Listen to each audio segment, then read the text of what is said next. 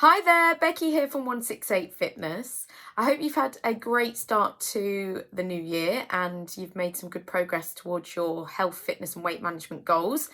If you haven't already started and you're lacking a little bit of motivation to get going, then perhaps I can help with that over the next few weeks.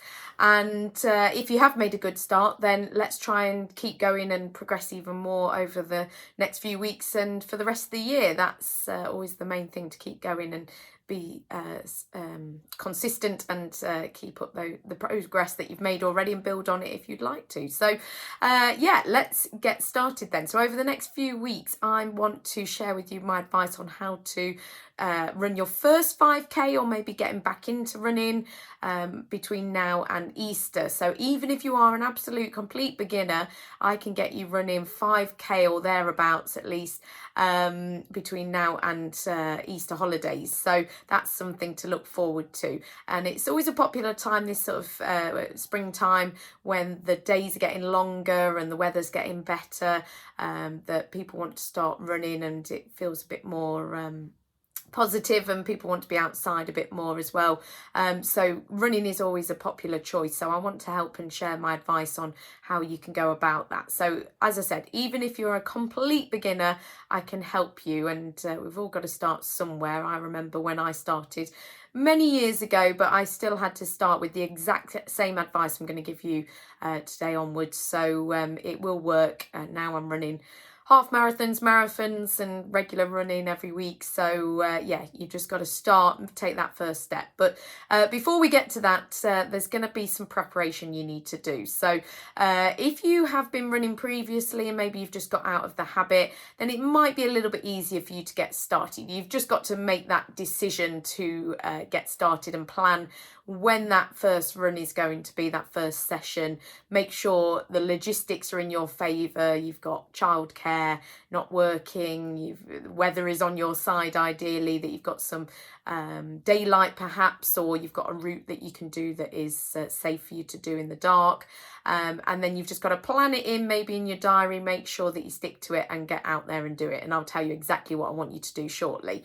If you are new to running, then there might be a few more things you need to think about. For example, what you're going to wear. So if you've got any kind of fitness clothing, then that would work. Ladies, you're going to probably need a sports bra, I'd recommend. So make sure you've got that. But any kind of gym wear, as long as you're feeling comfortable in it, and warm enough, and yeah, it's weather appropriate, then any kind of gym wear will work. Trainer wise, I would say any kind of gym trainers, ideally not fashion trainers, because we don't want to do damage to the knees or any joints or bones with the lack of sort of shock absorbers in the sort of fashion trainers, where they're kind of flat bottomed, and yeah, don't even think about it. But if you have got any kind of gym trainers, they're going to probably do the trick, as long as they're comfortable to wear and you think, yep, I can run in these, then that's good. Definitely don't go out and spend loads of money on a new pair of running trainers, because running trainers can be around about £100 or more. You can get some for less, obviously, but you can spend quite a lot of money on them, and I wouldn't want you to do that first of all if you're not sure whether running is for you, because sometimes people want to be able to run, they think they want to be able to run, but their bodies say otherwise. So you've got to make sure that it's worth the investment to start off with. And you don't need to spend loads of money on them, but especially if you've got something you can wear to start off with. Later on, it can be something that you invest in when you know that you're properly into running. So that's what I'd recommend. Also, what was I going to say? In terms of running, starting, oh yes, you've got to decide, like I just hinted at then, you've got to decide whether running actually is for you, because I wouldn't want you to get caught up in all of this talk of running, because it's such a kind of, it's not easy, but it's kind of simple. It's so popular. You see lots of runners. It's really tempting. You might want to be able to run because you see people running past and you think, oh, they look like they're having a great time.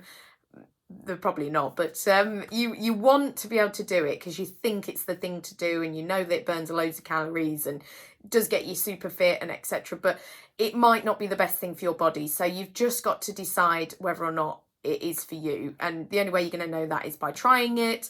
But if you've tried before and your knees didn't like it, or your back, or whatever else, then I would probably say, I'm tempted to say, pick something else, do something different. And my advice can apply to any exercise that you choose to do. It's not just running. So even if you're if you don't want to run and you want to apply what I'm going to tell you today onwards to sort of doing, I don't know, cycling, swimming, walking even, or going to the gym, whatever, it all applies. It's all the same sort of principles.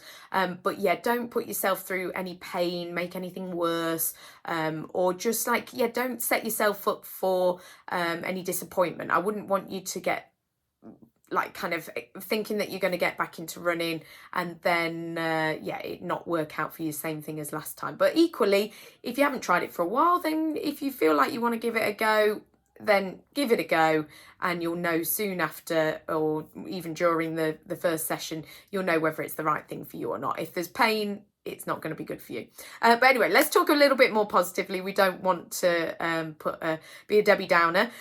So my advice then on how to get going. So regardless of whether you've run before or not, once you've got the kit sorted, once you've got logistics sorted and you're ready to go, you open the door and you're ready to go, you're going to need, well, I'd advise you to have a stopwatch at least. It doesn't have to be, I use an Apple Watch, doesn't have to be a proper fancy watch like that, or anything with GPS. You don't need an app. If you want to be able to track the distance, you can do. If you've got an Apple Watch already, feel free to set it up on that. But even just like a stopwatch, or just a timer on your standard watch, something, or even if you just look at your phone before you leave the house and then press stop when you come back or whatever, a rough idea of timings would be good. Because what I'm going to get you to do first of all is to get out the front door.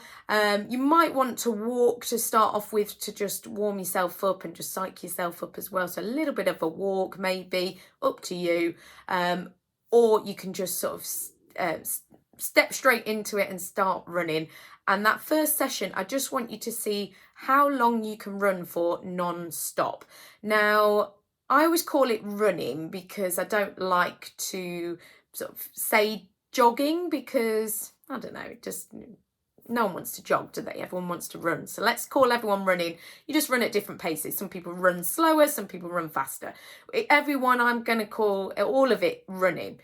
But what I don't want you to do is sprint.